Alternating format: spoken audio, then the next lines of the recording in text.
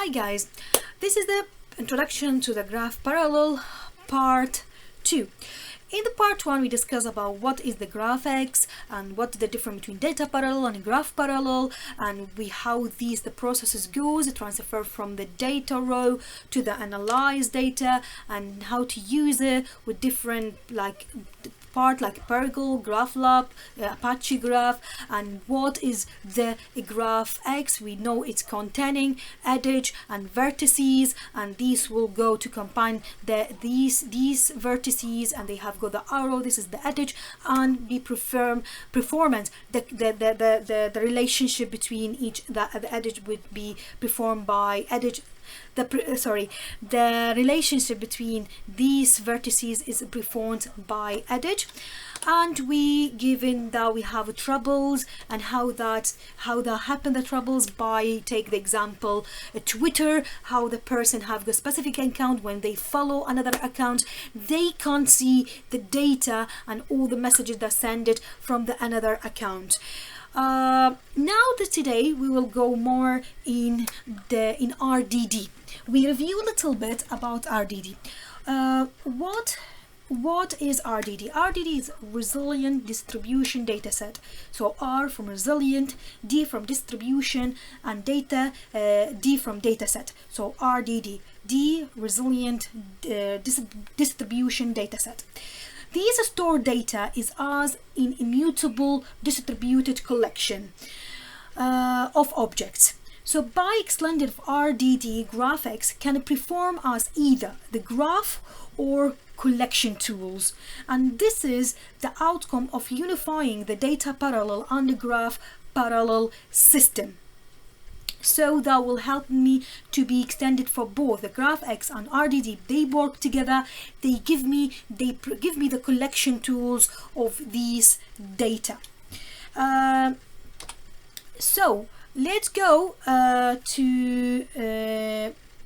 So let's see then the same one I mentioned before, that GraphX, they have utilized the graphic classes which contain the vertices and edge. We know the graph should have vertices and edge, and we know what is the vertices, and we have these nodes and the edge. They present relationship between these vertices.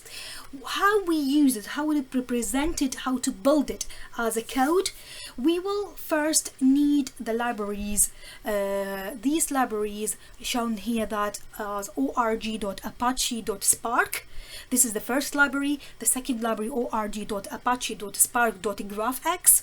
Second library, third library, org.apache.spark.rdd. In RDD in a small letter, .rdd in capital letter. So these are important libraries we need how to set up this one. Then to instate the graph, we will need on the RDD containing the vertices information and edge information. Is like that. So after I installed these classes, I imported these classes, I can implement that little bit coding or syntax of this code. Like classic graph, we have vertices and edge, and I name it each vertices and each edge with RDD. Then another content of edge informations, and then finally we need an optional default vertices parameter and on the RDD, but this parameter it not be exactly on RDD, but we need this parameter. A vertex contain a vertex ID and vertex attribute, so these each one vertices should have contain ID and contain attribute, and as well it be implemented. So now this is the way how to be implemented.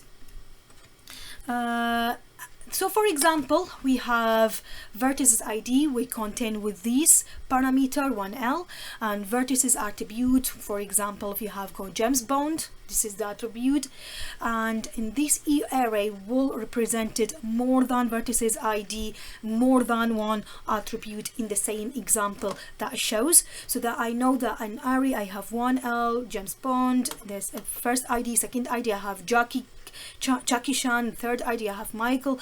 So different types, I can many names and many IDs I have. Okay, then for for vertices. For edge is the same. I have ID and I have the name. So we can use vertices 1 as the sources of ID and vertices 2 as the destination of ID.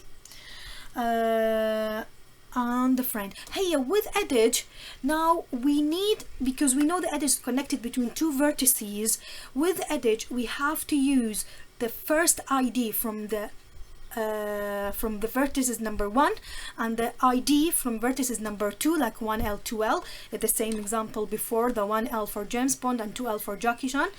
Then I put the attribute for the edge which have go a friend, so I communicated between these two, the 1 and 2 in the array. Now the graded graph, we call these graph function and use of vertices RDD. So that the parameter and edge of RDD is come as a second parameter. So we have in vertices, we have each one, they have a specific parameter, but with vertices, but with edge, it should have the connection for the two IDs. Contain each connected vertice, each connected from each vertices. So the vertices 1 and vertices 2, these IDs should be represented in that edge. If so, that which should be how these work and how these represented in the coding. So this is the end of the introduction of the graph. Thank you for listening. If you have any question, please put it in the comment.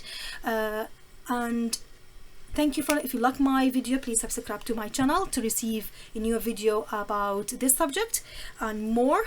And thank you very much.